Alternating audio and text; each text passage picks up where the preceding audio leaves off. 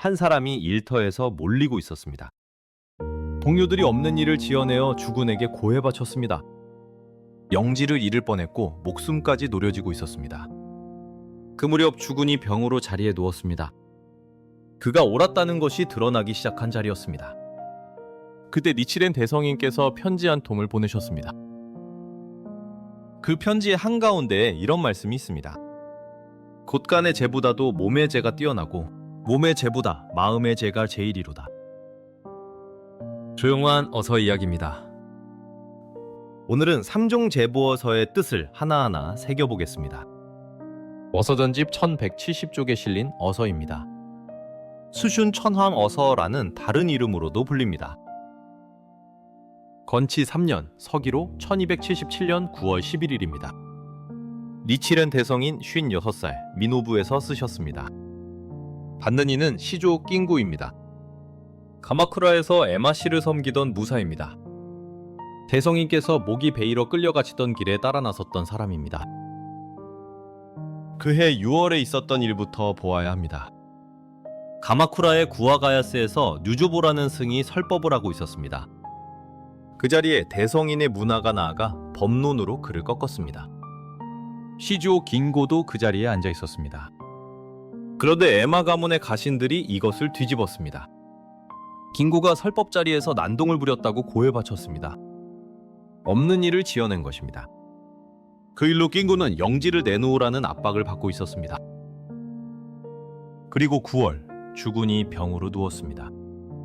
이 편지는 그 소식을 들으신 뒤에 쓰신 것입니다. 편지의 이름은 두 가지로 불립니다. 세 가지 제보를 말씀하시므로 삼종 제보어서입니다. 뒷부분의 이야기를 따서 수슌 천황어서라고도 합니다. 첫머리부터 짚어나가겠습니다. 그러나 무엇보다도 주군의 병환에 대하여 걱정하고 있노라. 첫 줄부터 뜻밖입니다. 주군은 긴고를 몰아세우던 쪽에 서 있던 사람입니다. 그 사람이 병들었다는 소식에 걱정부터 하십니다. 2달 전 편지에서 이미 이르셨던 일이기도 합니다. 영지를 거두어 간다면 병환이 도로 돌아갈 것이라고. 그대로 되었는데도 그것 보라고 하지 않으십니다. 적대하는 사람의 괴로움도 내 괴로움으로 받으십니다. 설령 주군은 법화경을 믿고 있지 않는 듯하지만 귀하는 그 전에 있으시면서 그 은혜의 덕분으로 법화경을 공양해드리고 계시기 때문에 오로지 주군을 위한 기원으로 되리라. 대목 아래의 소목은 강가의 풀은 직접 그 비를 맞지 않고 그 물을 얻지 못한다고 하더라도 이슬이 전해지고 수분을 얻어 무성하는 것이외다. 큰 나무 아래의 작은 나무는 비를 직접 맞지 않습니다. 큰 강가의 풀은 강물에 잠기지 않습니다. 그런데도 이슬을 받고 물기를 얻어 자랍니다. 주군과 긴고의 사이가 그렇다고 하십니다. 긴고가 법화경을 공양할 수 있는 것은 주군의 은혜 덕입니다. 그러니 긴고가 쌓은 공덕은 주군에게로 돌아갑니다. 주군이 믿고 있지 않아도 그렇습니다. 이것을 불법에서 내훈 외호라고 합니다. 안에서 후은하고 밖에서 지킨다는 뜻입니다. 아사세 왕은 부처를 해치려 한 왕이었습니다. 그런데 그 곁에 기바 대신이 부처를 늘 공양했습니다. 그 공덕이 왕에게로 돌아갔다고 하십니다. 모든 생명 안에 불성이 갖추어져 있기 때문입니다. 숨은 일이 밖으로 나타난 덕으로 된다고 하십니다. 여기서 놓치기 쉬운 것이 하나 있습니다. 근본은 어디까지나 안쪽입니다. 내 생명이 먼저 훈해야 밖의 지킴이 일어납니다. 안을 잊고 밖의 지킴만 구하면 본체를 잊고 그림자를 구하는 것과 같습니다. 한 사람의 신심이 집으로, 일터로, 마을로 돌아가는 이치도 그렇습니다. 전에 사람들에게는 천마가 붙어서 이전부터 이 일을 알고 귀하가 이 법문의 공양함을 방지하기 위하여 이번에 대망어를 조작해낸 것이로다. 욕하는 또 더욱 중한 대과의 자이기 때문에 대사를 만나 대사를 야기하여 무슨 일인가 일어날 것이로다. 대망어는 없는 일을 지어낸 그 참언입니다. 천마가 붙었다고 하십니다. 그 사람의 생명 자체가 악한 것이 아닙니다. 사람의 마음에 들어와 정법을 맞게 하는 작용이 있습니다. 그것을 예로부터 천마라 불렀습니다. 그러니 사람을 미워하는 대로 가지 않습니다. 다만 그 생각을 처음에 퍼뜨린 자는 죄가 무겁습니다. 욕하늘 한 겹 더 무거운 대과에 자라 하시는 까닭입니다. 그 반대도 그대로입니다. 정법을 받아 남에게 전하는 사람은 한 겹 더 큰 선의 사람입니다. 이러한 까닭에 귀하의 신상도 위험하게 되리라고 생각됩니다. 반드시 적이 노리는 바가 되시리라. 주사위의 돌은 둘이 가지런히 같아지면 지지 않고 소래의 바퀴는 둘이 있으면 길에서 기울지 않으며 적도 두 사람이 함께 있는 자는 꺼림이라. 아무리 잘못이 있다 해도 아우들을 잠시라도 곁에서 떠나게 하지 마시라. 혼자 다니지 말라는 당부입니다. 주사위 돌도 둘이 나란히 있으면 잡히지 않습니다. 수레바퀴도 둘이라야 길에서 기울지 않습니다. 아우들에게 아무리 잘못이 있어도 곁에 두라고 하십니다. 사이가 좋아서 함께 있으라는 말씀이 아닙니다. 혼자 있으면 노림을 당하기 때문입니다. 귀하는 분명히 성급한 상이 얼굴에 나타났느니라. 아무리 대사라고 생각되어도 성급한 자를 제처는 수호하지 않는다고 하시라. 얼굴에 나타났다고까지 이르십니다. 그만큼 잘 아시는 사람입니다. 그리고 이유를 붙이십니다. 성급한 자는 제천이 지키지 않는다고. 옳으냐 그르냐를 말씀하시는 것이 아닙니다. 빈고는 옳았습니다. 지어낸 말에 몰린 것입니다. 옳은 사람이 성급하면 지켜지지 않는다고 하십니다. 이어지는 대목이 놀랍습니다. 옷차림을 요란하게 하지 말라고 하십니다. 수염도 기르지 말고 산뜻한 옷도 입지 말라고 하십니다. 주군의 병환에 묶거든 무릎을 굽히고 합장하라고 하십니다. 제 힘이 미칠 병환이 아니오나 분부시라 하고 답하라고 하십니다. 해질 무렵과 이른 아침, 드나드는 때를 조심하라고 하십니다. 집 문 옆과 마루 밑과 천정을 살피라고 하십니다. 이웃과 화목하게 지내라고 하십니다. 스승이 제자에게 이렇게까지 이르십니다. 아무리 생각해도 지금까지 잊을 수 없는 것은 참수당하려 했을 때 귀하는 동행하여 말굽비를 잡고 울면서 슬퍼하신 것을 어느 세상인들 잊겠느뇨. 6년 전의 일입니다. 목이 베일어 끌려가시는 길이었습니다. 김구가 말굽비를 잡고 따라가며 울었습니다. 그 일을 잊지 않으신다고 하십니다. 그리고 이렇게 이으십니다. 설령 귀하의 죄가 깊어서 지옥에 들어가신다면 니치렌을 아무리 부처가 되라고 석가불이 권유하신다고 해도 받아들이지 않을 것이며 같이 지옥으로 가리라. 사제의 자리가 뒤집혀 있습니다. 그 시대의 사제는 제자가 스승에게 몸을 바치는 것이었습니다. 스승이 제자의 고난에 자기를 던지지는 않았습니다. 여기서는 스승이 먼저 그렇게 말씀하십니다. 부처가 되라는 권유를 물리치고 함께 지옥으로 가시겠다고. 니치렌과 귀하가 함께 지옥에 들어간다면 석가 불법 화경도 반드시 지옥에 계실 것이로다. 어둠 속에 달이 들어가듯 더운 물에 찬물을 넣듯이 얼음에 불을 지피듯 인륜에 어두움을 던져 넣는 것과도 같아지리라. 지옥이 그대로 지옥으로 있지 못한다는 말씀입니다. 어둠에 달이 들어가면 어둠이 아닙니다. 얼음에 불을 지피면 얼음이 아닙니다. 법이 묘하기에 사람이 귀합니다. 사람이 귀하기에 그 있는 곳이 존귀해집니다. 지옥과 불계가 따로 정해져 있는 것이 아닙니다. 무엇을 지니고 있는가로 그곳이 정해집니다. 또한 세간을 지내기 어렵다는 것을 한탄하여 남에게 말하지 마시라. 만약 그렇게 한다면 현인으로서는 벗어난 일이로다. 살기 어렵다고 남에게 하소연하지 말라는 것입니다. 몰리고 있는 사람에게 하시는 말씀이라 무겁습니다. 사람은 궁지에 몰리면 원인을 밖에서 찾습니다. 탐원한 동료를 미워하고 주군을 원망합니다. 그렇게 하면 잠시 위로가 들기 때문입니다. 그것이 도리어 부끄러움을 남긴다고 하십니다. 이어서 아내의 이야기가 나옵니다. 남편이 세상을 뜨면 아내가 남편의 부끄러움을 말하게 된다고. 그것은 아내의 잘못이 아니라 내 행동이 나빴던 탓이라고 하십니다. 인신은 받기 어려우니 손톱 위에 흙이요. 인신은 갖기 어려우니 풀잎 위에 이슬이로다. 120까지 살아서 이름을 더럽히고 죽는 이보다는 살아서 일일이라도 이름을 떨치는 일이야말로 중요하니라. 손톱 위에 얹히는 흙이 얼마나 되겠습니까? 클립의 이슬은 해가 오르면 사라집니다. 사람으로 나는 일이 그만큼 드물다는 말씀입니다.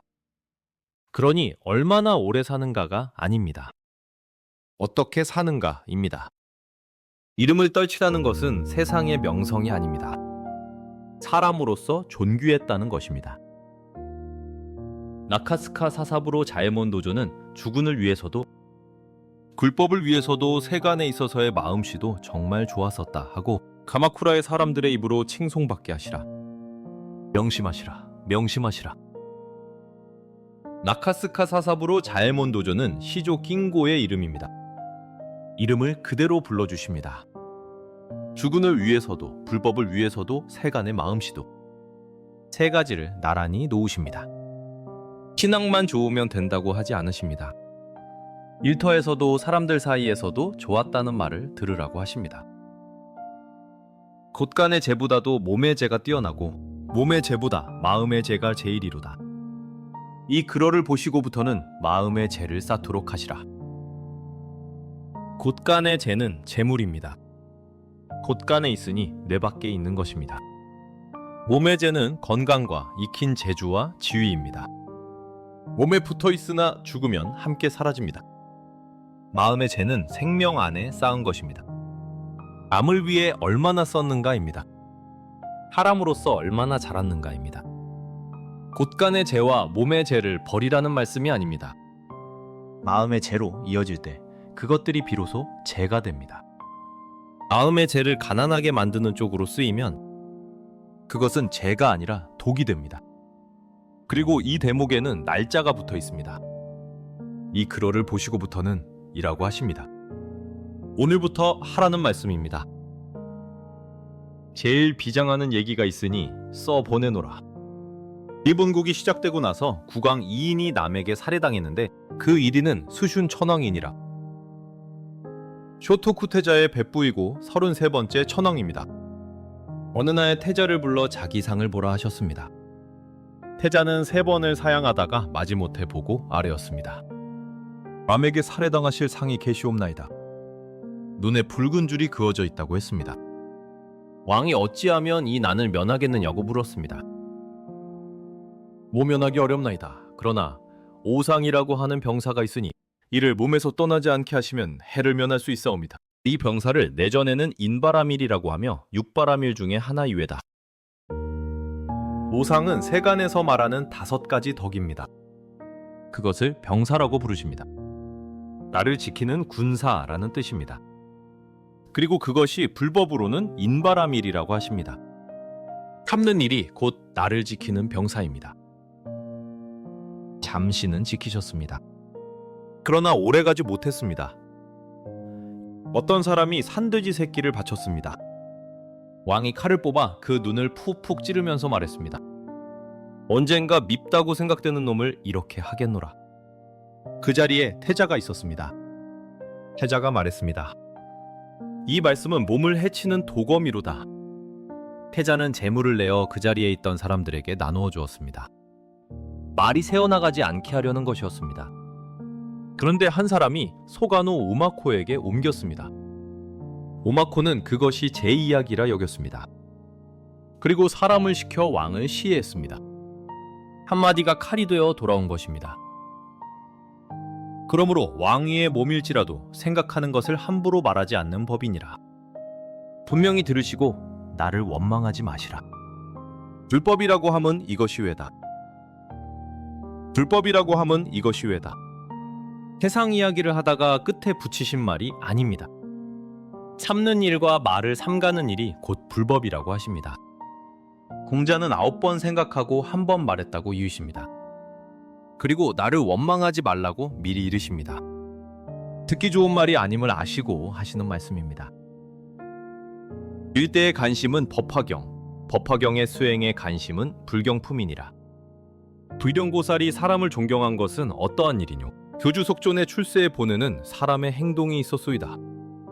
황송하오, 황송하오. 현명함을 사람이라고 하며 어리석음을 축이라 하느니라. 불경고살은 만나는 사람마다 절을 했습니다. 나는 그대들을 깊이 존경하노라. 그대들은 모두 보살의 도를 행하여 부처가 되리라.